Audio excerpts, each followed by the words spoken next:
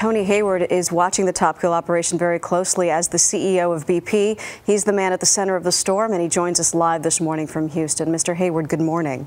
Good morning, Maggie. I know that you halted the Top Kill operation for a while yesterday to assess the progress and make some adjustments. What did that assessment find? Is it working? And if so, when will you begin the second phase of this, which is sending cement down that pipe to seal the well? So the Top Kill is proceeding broadly in line with our plan. The first phase was to pump heavyweight mud into the well bore to try and overcome the flow of the well bore.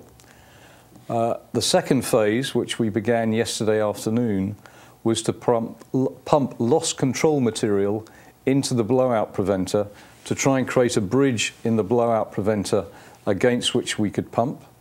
That part of the operation was completed in the early hours of this morning. Okay. It appears to have been partially successful, and the next phase we will begin later today, when we will go back to pumping mud. So what we've done is demonstrated that the technology, which has never been used a mile beneath the seabed, is working. We've learnt a lot about the pressure in the blowout preventer and the pressure in the well, and we are continuing to execute the program as planned. I believe it will be around 48 hours before we'll have clarity as to whether or not it has been successful.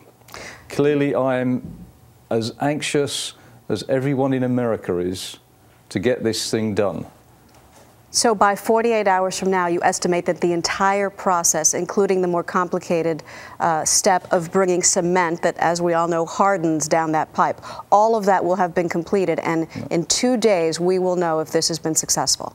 No, Maggie, I said that the program of mud pumping would probably take another couple of days. Oh. At that point, we will know whether or not we can place cement, and at that point we'll have greater confidence than we have today that the whole thing is going to work. Nothing has gone wrong so far.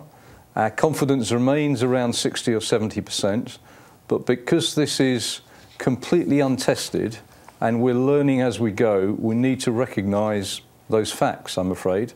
I really wish it was different. I really do, but it's not, I'm afraid. Yesterday, President Obama, as the chief executive of this country, says that he takes full responsibility for the government's failures in this.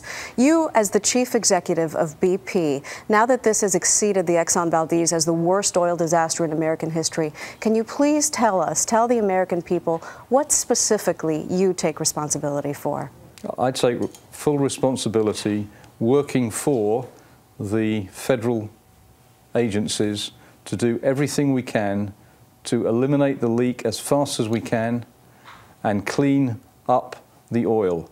And BP is committed. But do you take full responsibility for causing this, is what we have not heard? Well, I think it's self-evident that we caused this. I mean, we've said all along that this is our responsibility, and we are taking it very seriously. We have thrown everything at this to try and do everything we can to eliminate the leak, to contain the oil on the surface, and to defend the shoreline. And a cup of oil on the beach is failure as far as I'm concerned. Well, no one disagrees with that. Tony Hayward, thank you, sir. A lot happens early on The Early Show, weekday mornings on CBS.